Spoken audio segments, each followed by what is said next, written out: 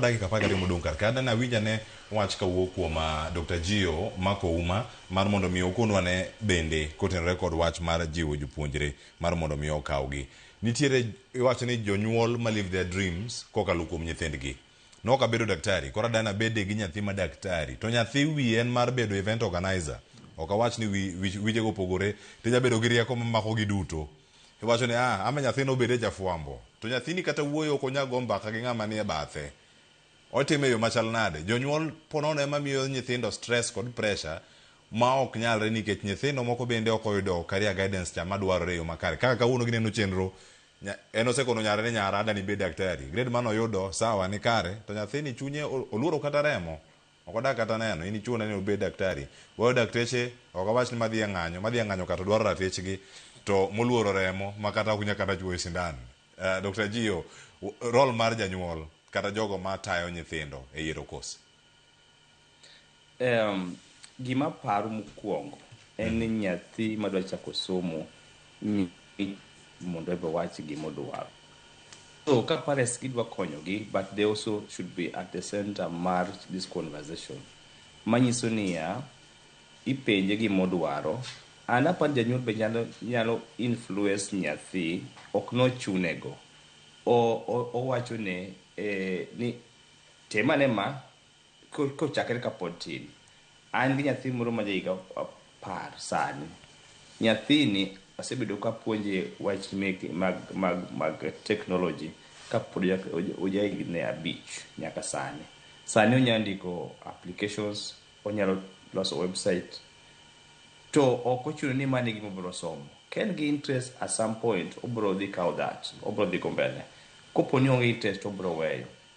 An gima paro sani ma jonyuol bende timo ni onyalo mana miyo nyathi option ni macha nade, but en gima bende chakore kapod tin. If I was to go back kama nachake, I would say ni what challenge nitiere, especially as a puonjo university Kenya kanyo, and ang'e challenge mantiere. The challenge mantiere ni wan wang'iyo ni awan nyathino bedo kaka ng'ane. To pathway madonjo kacha chal nade. Nyathini nigi potential machal nade. And I think the best that we nyalo timo sani en ni konyo nyithindwa.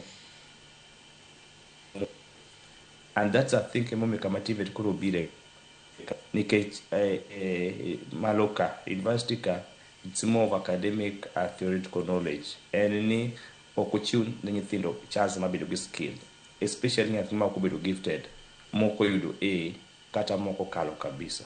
Koro jonyuol onego bed ni involve nyithindo. The most important thing en ni nyaka gibed gi mentor. Last month, 2 weeks ago, nantiere Kenya. And nyithindo moko reach out kane ginena, manabedo kod gigi meeting, and about 72 masani awuoyo go on regular basis kaka ginyalo chako course, kaka ginyalo dhi mbele career. So that mentorship is so important. Niso ni nyathino koro kikete, parents can be biased. Ginyalo chiwo guidance mabedo skewed madhi yo moro machielo, to koponi nyathi bedo gi mentors and a mentor and guidance maber, manyiso ni nyathini o prove potential mare, ong'iyo life e yo mopogore.